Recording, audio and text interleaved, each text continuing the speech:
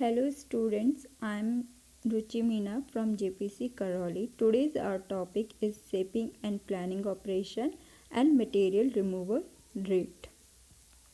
First of all, shaping and planning operations. We are talking about shaping and planning operation. तो जैसे नाम से पता चल रहा है shaping और planning operation हमारा shaping और planning मशीन पे जो भी ऑपरेशन हम परफॉर्म कर रहे हैं वो हमारे सारे shaping और planning ऑपरेशन होंगे। आप सबको पता है शेपिंग और प्लानिंग ऑपरेशन में मेनली कटिंग होती है, फ्लैट सरफेसेस पे होते हैं, ग्रुप कटिंग होती है। तो यहाँ पे जो भी हम अब टाइम कैलकुलेशन कर रहे हैं शेपिंग और प्लानिंग ऑपरेशंस के लिए, तो मेनली जो ऑपरेशन होते हैं शेपिंग और प्लानिंग के वो रेसिप्रोकेटिंग मैकेनिज़्म पे होते हैं। रेसिप्रोकेटिंग मैकेनिज़्म पे क्यों हो रही है? क्योंकि हमारी मशीन भी रेसिप्रोकेटिंग मैकेनिज़्म पे चल रही है। रेसिप्रोकेटिंग मैकेनिज़्म होता क्या है? जैसे मैंने यहाँ लिखा है these operation are carried out on reciprocating machines. तो हमारी शेपिंग और प्लानिंग क्या है? रेसिप्रोकेटिंग मशीन है। रेसिप्रोकेटिंग मशीन्स में हमारा जो रैम होता है वो बैक एंड फ्लो मोशन करता है। बैक एंड फ्लो मतलब आगे पीछे। उसमें एक कटिंग स्ट्रोक होता है जब भी वो रैम हमारा फॉरवर्ड स्ट्रोक ले रहा है, और रिटर्न स्ट्रोक हो रहा है वो हमारा खाली स्ट्रोक है। इसीलिए हम टोटल टाइम को रिड्यूस करने के लिए जो हमारा आइडियल स्ट्रोक या फिर जो रिटर्न स्ट्रोक है उसकी स्पीड को इंक्रीज कर देते हैं ताकि हमारा ओवरऑल जो टोटल टाइम है वो कम हो और हमारा ऑपरेशन जल्दी परफॉर्म हो जाए, या जो भी कटिंग या जो भी मशीनिंग प्रोसेस हम उस जॉब पे कर रहे हैं वो हमारा कम टाइम में हो जाए। फर्स्ट है शेपिंग ऑपरेशन। यहाँ पे हमने कुछ स्टैंडर्ड नोटेशंस कंसीडर किए हैं। जैसे एल डैश क्या है? हमारा लेंथ ऑफ स्ट्रोक है। एन क्या है? कटिंग स्ट्रोक पर मिनट। एक मिनट में वो मशीन कितने कटिंग स्ट्रोक ले रही है। यहाँ पे हम शेपिंग की बात कर रहे हैं तो शेपिंग मशीन कितने कटिंग स्ट्रोक ले रही है। तो इफ़ेक्टिव स्पीड कितनी हो जाएगी हमारी? इफ़ेक्टिव स्पीड हम वही स्पीड में वही स्पीड कंसीडर कर रहे हैं जहाँ कि हमारा कटिंग ऑपरेशन परफॉर्म हो रहा है, फिर मशीनिंग ऑपरेशन परफॉर्म हो रहा है। तो ई क्या हो जाएगा? एल डैश इंटू एन, और ये जो 100 है ये यूनिट कन्वर्जन है। एल सेंटीमीटर में उसे हमने कन्वर्ट किया है तो डिवाइडेड बाय 100, तो ई हो जाएगा L dash N by 100 metre per minute. Speed of ram during cutting stroke is known as cutting speed. जब हमारा कटिंग ऑपरेशन परफॉर्म हो रहा है उस दौरान जो रैम की स्पीड होगी उसको हम क्या बोलेंगे? कटिंग स्पीड बोलेंगे। तो क्या होता है जब भी रैम हमारा ऑपरेशन परफॉर्म करता है तो जब स्टार्टिंग में स्पीड हमारी मिनिमम होती है, मिडिल में मैक्सिमम होती है और एंड में दोबारा मिनिमम स्पीड होती है। इसीलिए हम कैलकुलेशन के लिए एवरेज कटिंग स्पीड को कंसीडर करते हैं। तो जो मोस्टली कटिंग टाइम होता है वो 3/5 होता है टोटल टाइम का। टोटल टाइम का 3/5वां भाग होता है। इसीलिए हम इफ़ेक्टिव स्पीड को और क्या लिख सकते हैं? E इक्वल्स टू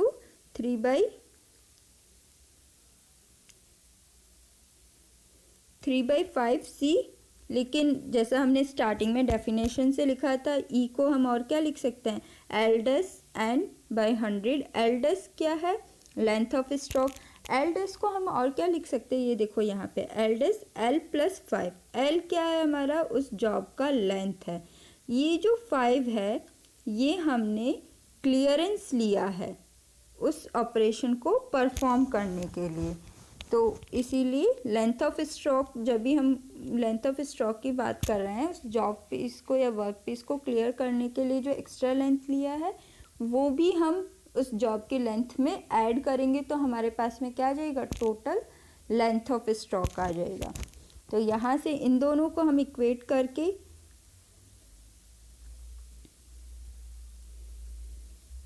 लिख सकते हैं L dash N by 100 equals to 3/5C, और यहाँ से एन कैलकुलेट करेंगे तो एन क्या आ जाएगा हमारे पास में? ये देखो यहाँ पे एन इक्वल्स टू 60C/एल डैश, और एल डैश को हम क्या लिख सकते हैं? एल प्लस 5 लिख सकते हैं। ये एन क्या है? स्ट्रोक पर मिनट। कितने स्ट्रोक हुए? वो हमारे पास में आ जाएगा। सी क्या है, कटिंग स्पीड है। लेंथ, एल डैश क्या है, लेंथ ऑफ स्ट्रोक है। फीड, अब बात कर रहे हैं हम फीड की। एफ क्या है हमारा, फीड पर स्ट्रोक, एक स्ट्रोक में हमने कितना फीड दिया है, किस में है, सेंटीमीटर में है। तो जो टोटल एरिया हो जाएगा जो कि टूल कवर कर रहा है हमारा, एफ इज अ फीड पर स्ट्रोक इन सेंटीमीटर। तो total area swept, total area swept मतलब जो टूल हमारा टोटल एरिया को कवर कर रहा है उस जॉब पे, तो वो क्या हो जाएगा, टूल पर स्ट्रोक, एक स्ट्रोक में कितना कर रहा है वो क्या हो जाएगा, feed multiply by length of stroke, जितनी वो स्ट्रोक में की लेंथ होगी तो वही हमने लिखा है यहाँ पे लेंथ ऑफ स्ट्रोक। यहाँ से फीड को, और तो फिर पर मिनट की बात कर रहा है तो हम किससे कर देंगे, पर मिनट स्ट्रोक से मल्टीप्लाई कर देंगे, एन से मल्टीप्लाई कर देंगे, तो एरिया स्वेप्ट पर मिनट में क्या आ जाएगा, F into L plus 5 into 60 C by L dash length of stroke. यहाँ से सिंपली ये कैंसिल होके हमारे पास में एरिया स्वेप्ट पर मिनट क्या आ जाएगा, 60 सी एफ। सी क्या है, कटिंग स्पीड है। एफ क्या है हमारा, फीड है। अगर जॉब की हमारी विड्थ बी है तो हम उसकी विड्थ को कैलकुलेशन, जब भी कैलकुलेशन करेंगे तो क्या कंसीडर करेंगे, बी प्लस 2.5। तो टोटल टाइम हमारे पास में शेपिंग ऑपरेशन को परफॉर्म करने के लिए क्या आ जाएगा, total area divided by area swept पर मिनट, जितना एरिया वो कवर करेगा, जितना जॉब का टोटल एरिया और एक स्ट्रोक में कितना कवर कर रहा है, अगर दोनों को डिवाइड करेंगे तो हमारे पास में क्या आ जाएगा, टाइम आ जाएगा। तो वही कर रहे हैं हम, शेपिंग का जो टाइम होगा T equals to L plus 5 length of stroke, width job की, ये क्लियरेंस हमने कंसीडर किया है 2.5 divided by 60 and 60 C F, ये हमने अभी इससे पहले वाली स्लाइड में कैलकुलेट किया है एरिया स्वेप्ट पर मिनट। तो यहाँ से टाइम आ जाएगा। नेक्स्ट है हमारा planning operation. Planning operation similar to shaping है, बस प्लानिंग को हम कहाँ यूज़ करते हैं, प्लानिंग को हम यूज़ करते हैं जहाँ हमारा जॉब पीस बहुत लार्ज हो, तो यहाँ पे हमारा टूल रेसिप्रोकेट करता है, और शेपिंग में क्या होता है, हमारा वर्क पीस रेसिप्रोकेट करता है। ये एक बेसिक सा डिफरेंस है जो हम बहुत स्टार्टिंग में पढ़ चुके हैं, बेसिक है, बहुत ही बेसिक फंडामेंटल है मशीनिंग के। तो प्लानिंग में इफ़ेक्टिव स्पीड जनरली कितनी होती है, जैसे हमने शेपिंग के लिए बोला कि इफ़ेक्टिव स्पीड टोटल टाइम का 3/5 होगा, वैसे ही प्लानिंग में कितनी होती है, 3/4 होती है कटिंग स्पीड की इफ़ेक्टिव स्पीड। तो यहाँ जब हम कैलकुलेशन कर रहे हैं तो लेंथ ऑफ स्ट्रोक कितनी लेंगे, क्योंकि ये लार्जर वर्क पीस पे काम कर रहा है तो यहाँ पे क्लियरेंस भी थोड़ा ज़्यादा लेना पड़ेगा। तो हमने देखो क्लियरेंस लिया है 25 सेंटीमीटर, तो लेंथ ऑफ स्ट्रोक क्या हो जाएगा, एल क्या है, जॉब की लेंथ प्लस 25 सेंटीमीटर, और विड्थ को हम क्या करेंगे, consider B plus 5, B actual जो विड्थ है हमारे जॉब की प्लस 5 उसमें ऐड करेंगे, कैलकुलेशन जब भी हम कर रहे हैं टाइम की। ऐसे ही जैसे हमने शेपिंग में देखा है, ऐसे यहाँ भी जो टोटल टाइम होगा प्लानिंग के लिए वो क्या हो जाएगा, L plus 25 into B plus 5, ये तो एरिया हो जाएगा, डिवाइडेड बाई के। के क्या है, यहाँ भी 60 सी एफ क्या था, एरिया स्वेप्ट, यहाँ पे हमने एक नोटेशन दे दिया एरिया स्वेप्ट को के, तो के क्या हो जाएगा, एरिया स्वेप्ट पर मिनट, कि एक मिनट में कितना एरिया टूल हमारा कवर कर रहा है।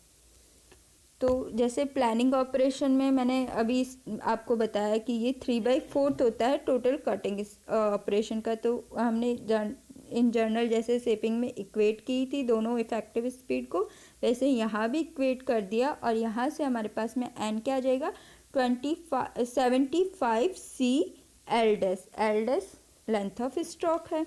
तो टोटल एरिया स्वेप्ट क्या हो जाएगा, N into F into L dash, तो एरिया स्वेप्ट हो जाएगा 75 सी एफ, वहाँ पे हमारा क्या आ रहा था 60 सी एफ, यहाँ पे 75 CF। ये फॉर्मूलाज याद होने चाहिए, जब भी न्यूमेरिकल आएगा तो हम ये डायरेक्ट ये वाले फॉर्मूला अप्लाई करेंगे टाइम टेकन वाले। तो time taken for planning machine क्या हो जाएगा, L + 25 क्लियरेंस जो हमने लिया, B+5 multiply B+5 divided by 75 CF to area swept per minute, है ना। तो यहाँ पे हम एग्जाम्पल देख लेते हैं। पहले एक हम एग्जाम्पल देख लेते हैं प्लानिंग मशीन का।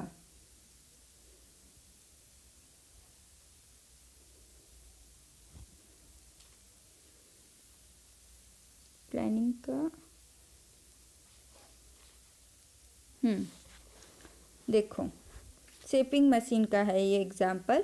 अ कास्ट आयरन रेक्टेंगुलर ब्लॉक, ठीक है। क्या कह रहा है, एक कास्ट आयरन का रेक्टेंगुलर ब्लॉक है जिसके डायमेंशंस दे रखे हैं 10/3 centimetre is required to be shaping कर रहा है टू रिड्यूस थिकनेस। उसकी थिकनेस कितनी रिड्यूस करनी है, 0.15 से 1.3 सेंटीमीटर तक करनी है इन वन कट। एक ही कट में हमें इतनी उसकी थिकनेस रिड्यूस करनी है।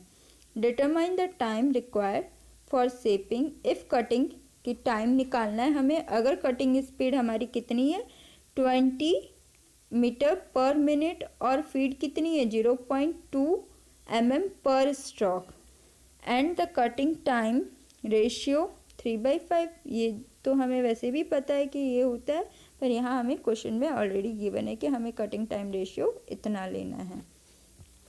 तो L डैश हमारा L यहाँ पे दे रखा है 10, तो 10 + 5 15।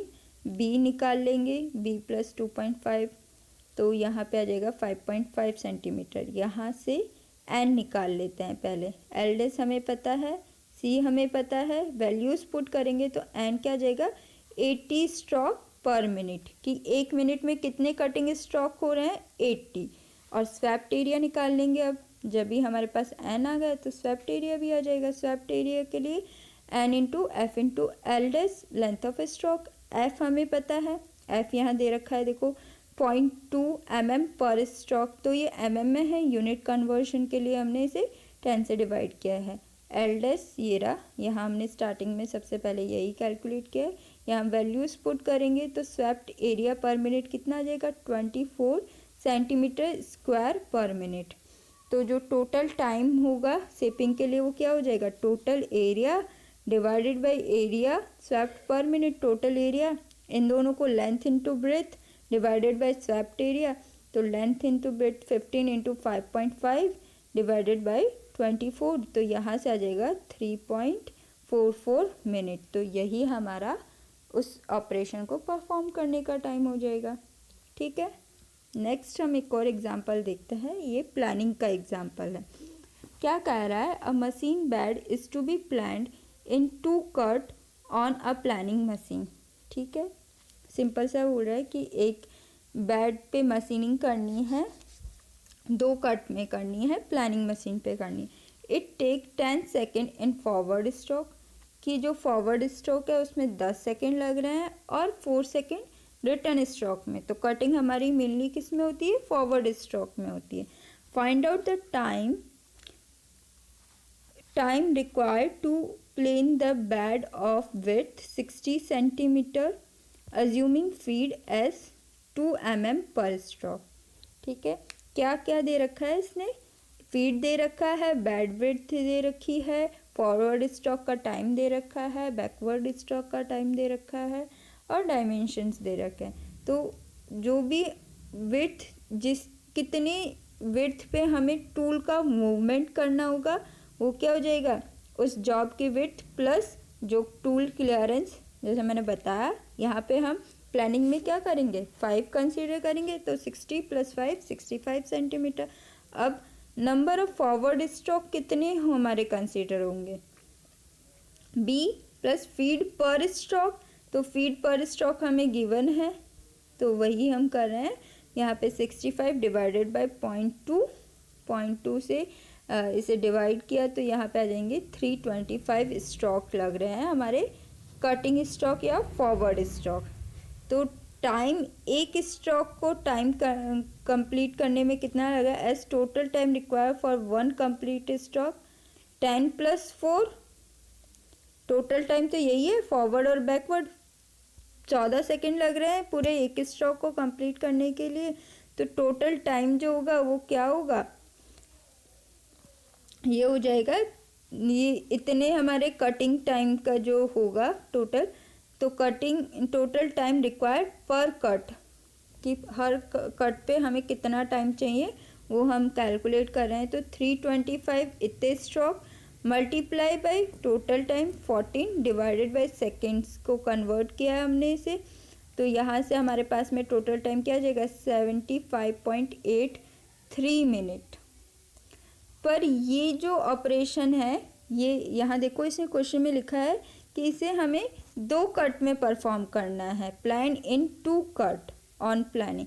तो 2 कट में परफॉर्म करने के लिए हम क्या करेंगे, 2 से मल्टीप्लाई कर देंगे। 2 से मल्टीप्लाई करेंगे तो हमारे पास में टाइम क्या आ जाएगा, 151.6 मिनट, है ना।